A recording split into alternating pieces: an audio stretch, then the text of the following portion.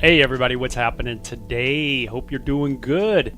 It is early in the morning, so that means I'm not sure who's going to join me, because I throw in the curveball every now and then when I have a hockey chapel, and so that means I got to be somewhere and kind of going.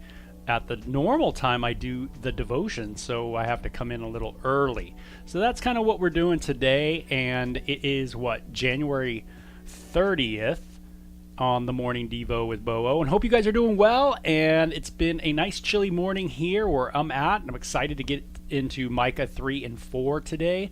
Again, a lot of people who claim to be Christians, and maybe they are, I don't know, and have been to church for their whole life, whatever kind of church denomination they're a part of, Catholic, Christian, Lutheran, Episcopalian. A lot of people don't go through the Bible, and I grew up super progressive, more on the kind of a Marxist side of the way of thinking. So DEI, all that stuff's nothing new for me. That was kind of how I was raised. I was raised in DEI kind of philosophy and thinking. It's funny that 40 years later, because I'm in my 50s, I think 40 years later than my elementary school days, this stuff is finally hit kind of the world, But if you asked me growing up, that was my world. That's what I thought. I used to have teachers that pulled me aside. I remember one in particular that pulled me aside and asked me where I got my information from. And I never thought anything about it. I thought it was kind of normal. But when I looked at the title of my report in school, it was, why should America turn socialist?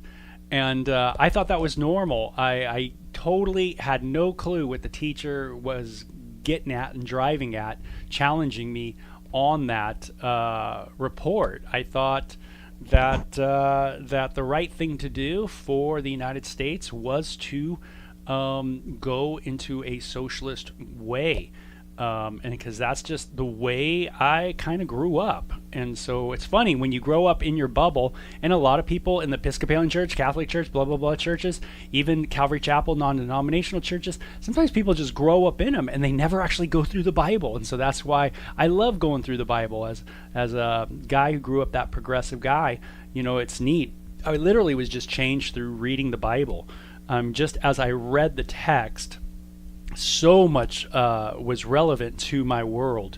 And I hope that's what you get out of the devotions, is that you understand that the Bible isn't some archaic group of books, but it actually is a book that is certainly could be divinely inspired, as it very much cuts directly to the heart of human beings in ways that is like a surgeon's scalpel, making that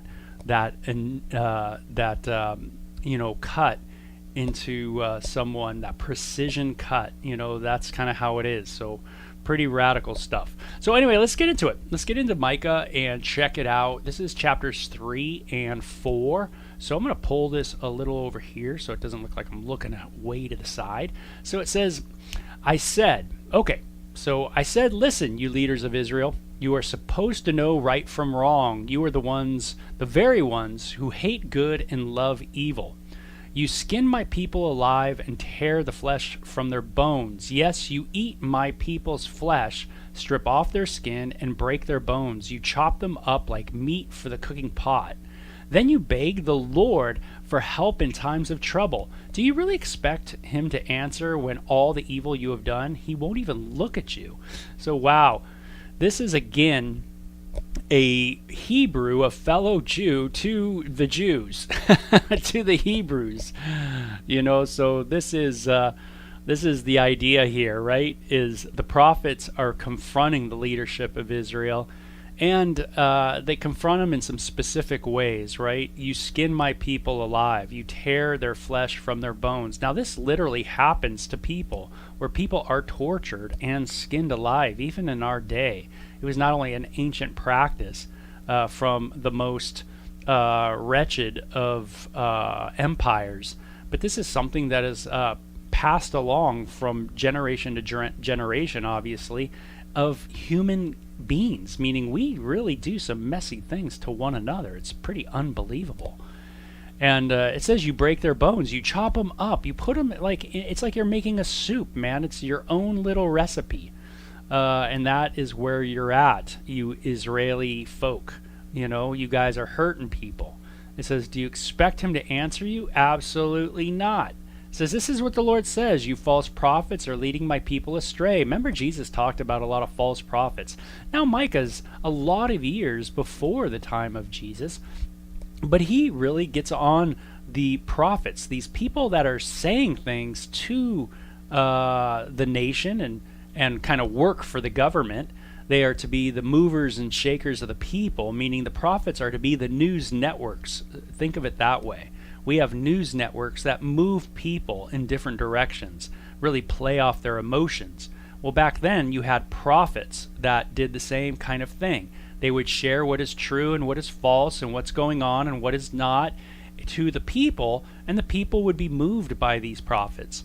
Well, Micah says, hey, you false prophets are leading my people astray. You promise peace for those who give you food, but you declare war on those who refuse to feed you. So notice what they do. They promise peace for those who give you food. Oh, yeah, you're great.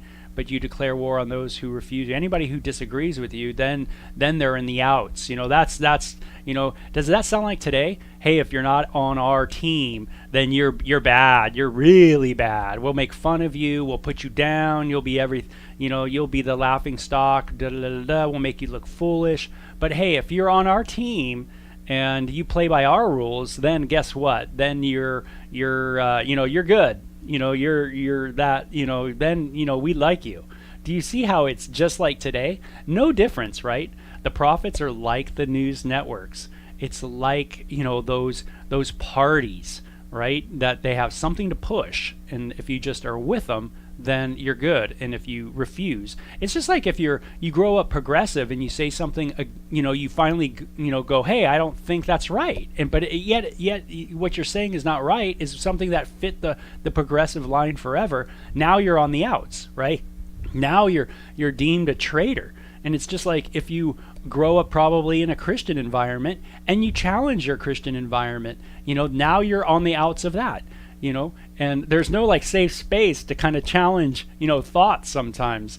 You're just on the outs. And notice this is how it goes, right?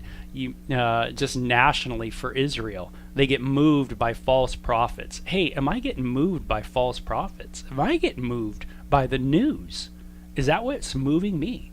It says, now the night will close around you, cutting off all your visions. Darkness will cover you, putting an end to your predictions. The sun will set for you, prophets, and the day will come to an end.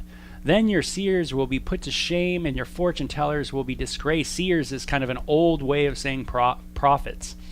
And it says, your fortune tellers will be disgraced. And you will cover your faces, because there's no answer from God, right? They're just making stuff up. They're just making stuff up to please the party line. But as for me, I am filled with power, with the Spirit of the living God, right? The Spirit of the Lord, Yahweh. I am filled with justice and strength to boldly declare Israel's sin and rebellion.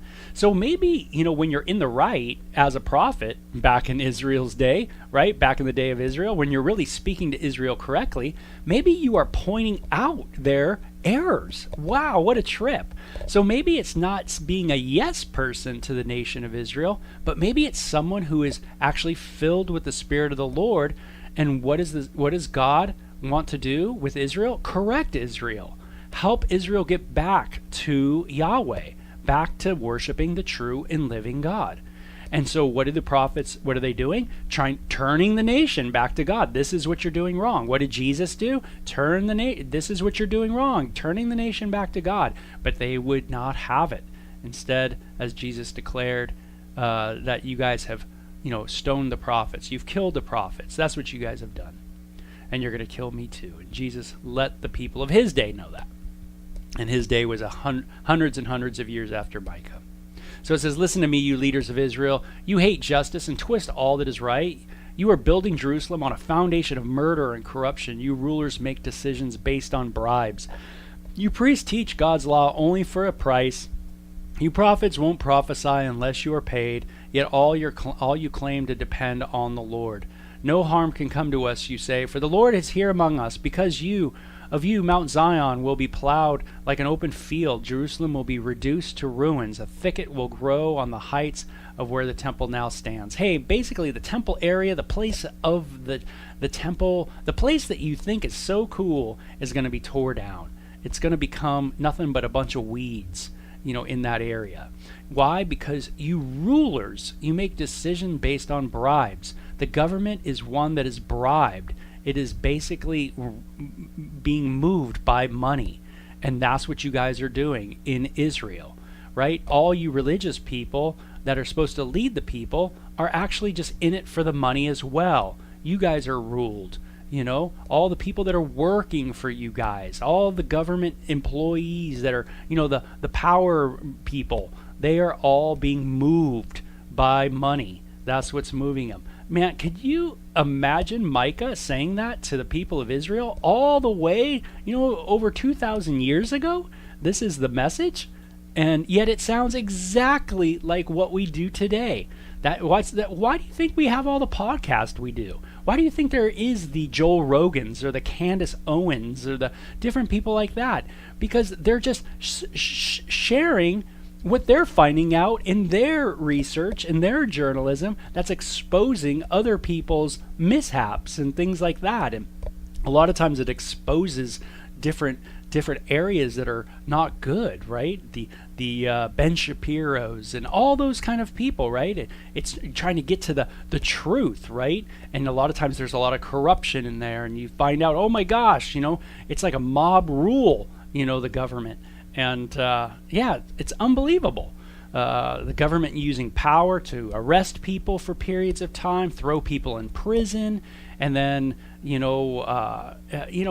because they're not part of the party line and they need to, it's just, you guys know how it goes, right? Corporations in cahoots with the government.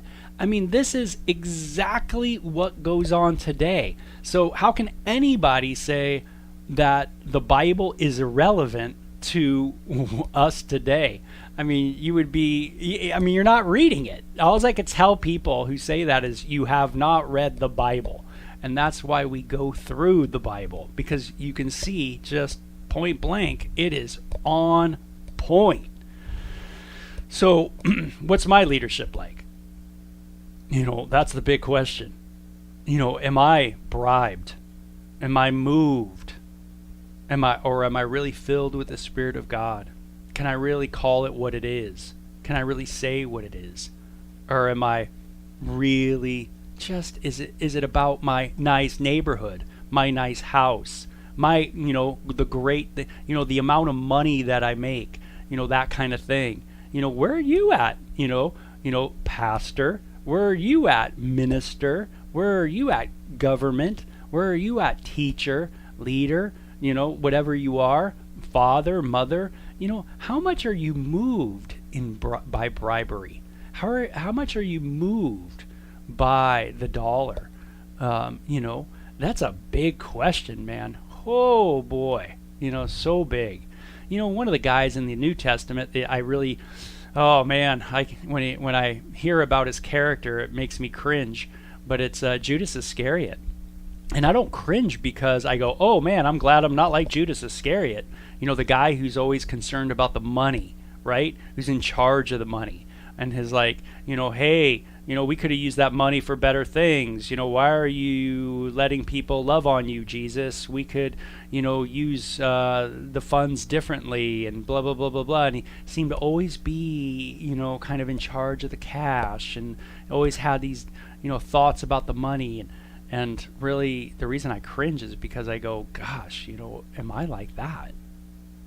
Can I not see a good deed done because I have this justification of the money could have been used elsewhere, when something was beautifully done, and the money was used to reach people or to touch people's hearts. But, my heart is we could have invested that money and made more money, Ugh. Boy, how much of our world financially is just like Israel in the days of Micah. Man, wow. It says, in the last days, the mountain of the Lord's house will be the highest of all, the most important place on the earth. Interesting. Israel will one day be the place that everybody looks to. It will be raised above all the other hills, and the people from all over the world will stream there to worship. There will be a day where everybody will go to Jerusalem to worship. This is a theme that we see throughout the Old Testament.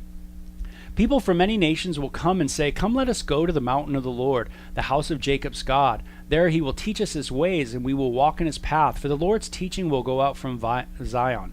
Okay, so the Lord will teach from this place of Jerusalem, and the Lord's teaching will go out from Zion, holy Mount Zion, the place of the temple. That's the idea there, okay? And so this isn't something new. This isn't something weird. This is something that seems very common in the Old Testament, is that Israel will be judged and Israel will be corrected, and then the Lord will actually dwell in the land. Yahweh will actually dwell in the land, so he must have a body. He must get a body at some point, right? So don't be surprised if God comes on the scene at some point in a body, because this is what's being spoken of. He will teach, right? And his teachings will actually go out from Jerusalem. And it says, the Lord will mediate between peoples and will settle disputes. He will be the judge. The Lord, Yahweh, will do this, right? Strong nations far away. They will hammer their swords into plowshares and their spears into pruning hooks. Nation will no longer fight against nation, meaning there'll be a time of peace, nor train for war anymore. Everyone will live in peace and prosperity, enjoying their own grapevines and fig trees. For there will be nothing to fear. The Lord of heaven's armies has made this promise. Though the nations around us follow their idols, we will follow the Lord our God forever and ever. Though right now it seems like a mess, we're going to stick to the Lord. We're going to stick and hold fast to God, because there's going to be a time of reward. There's going to be a time of peace. Yahweh himself will rule and reign from holy Mount Zion, from that area of Jerusalem, the Temple Mount, and the Lord's word will go forth. So I love it. Hey, no matter what's going on, follow the Lord. That's kind of the idea there, right? Just keep following the Lord. We're going to follow God no matter what. That's a good encouragement to us today. And it says, in that coming day, says Yahweh, I will gather together those who are lame, those who have been exiles, and those who are filled with grief, and those who are weak will survive as a remnant. Those who were exiles will be a strong nation. Then I, the Lord, will rule from Jerusalem. So there's going to be a gathering of people, of Jews from Israel, Hebrews from all over the nations, and God will bring them back, and he will rule from Jerusalem. And see what it says? Then I, the Lord, will rule from Jerusalem. So, the idea of God putting on a body should not be weird. That's not a New Testament idea. That's not a New Testament concept. That's a very Old Testament, right? This anointed one, this Messiah, will actually be the Lord, Yahweh, ruling from Jerusalem as their king forever. As for you, Jerusalem, the citadel of God's people, your royal might and power will come back to you again. You guys are going to be in power. You're going to have the righteous rule back. You get the idea that they will have a mighty king, and the kingship will be restored to my precious Jerusalem. But why are you now screaming in terror? Have you no king to lead you? Have your wise people all died? Pain has gripped you like a woman in childbirth, writhe and groan like a woman in labor, you people of Jerusalem. For now you must leave this city to live in the open country. You soon will be set to exile to distant Babylon, but the Lord will rescue you there. He will redeem you from the grip of your enemies. Hey, Jerusalem's going to be taken captive. It's kind of the message of Jeremiah. But one day you will come back, and but right now you're going to go, but Yahweh will rescue you from many nations. So it says, now many nations have gathered against you.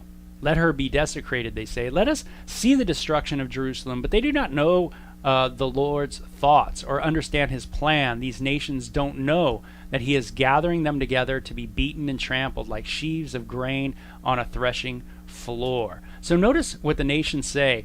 Forget Jerusalem, forget Israel, right? let them be done, right? But they don't know God's plans. They're not cued in on what God is doing with Israel. Many people today don't know what God's doing with Israel. They have no clue. They have no kind of biblical insight into really what is happening. They just understand Israel from a very earthly perspective.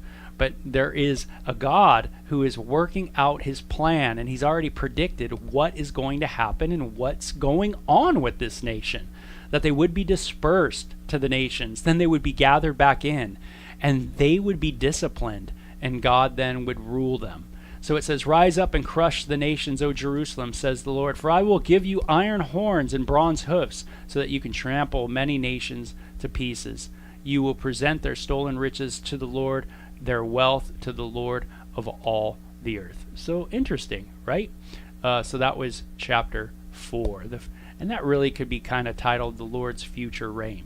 So God's going to deal with Israel, and he's going to deal with the nations that go against Israel. But notice it says that the Lord will be doing this. And I think I really love this section of Micah just because it really brings home that point that Yahweh is going to be involved in things of the planet, like as in here. And that's the unique thing of God, is that God can be outside of time and space, in time and space, everywhere, and in a body. And that's really that Old Testament, what the Old Testament always is reiterating over and over and over again. Just knowing, a Christian needs to be someone who's very much in tune with Israel and what God is doing in that nation.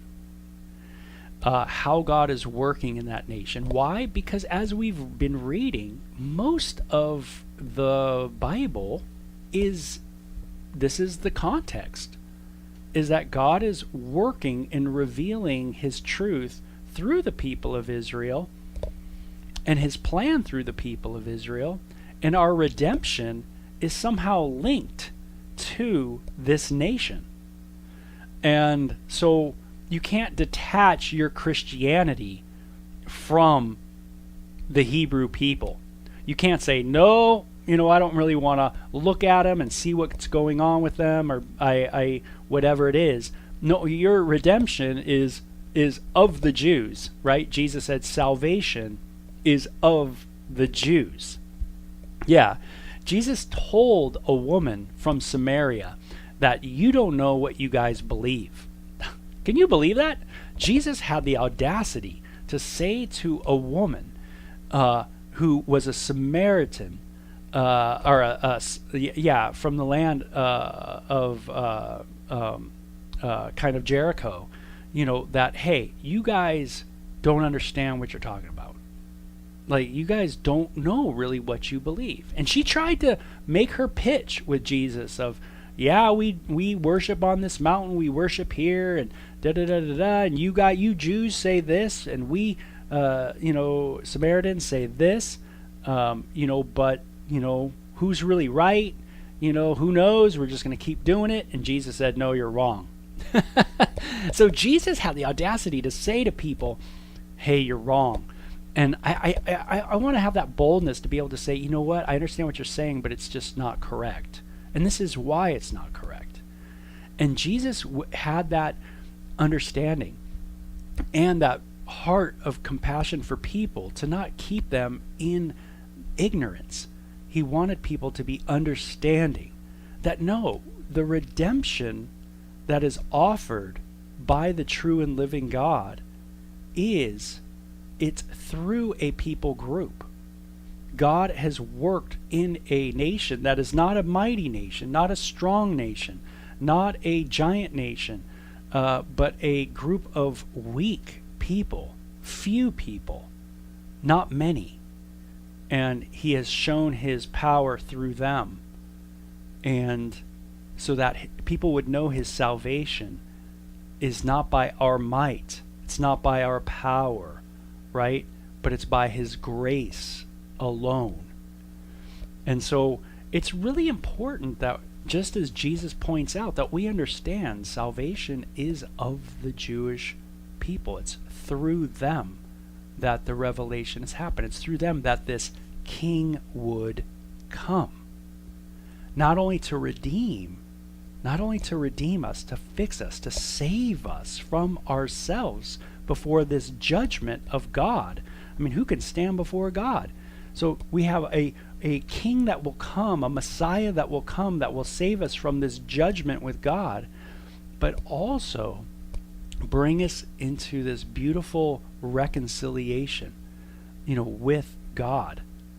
And he will come and rule for us. He will come and rectify all of the governments that are in bribery and doing all their things that you and I all know, that we see it all. It's all there, all these different podcasts. It's all open ground now. It's all there, exposed.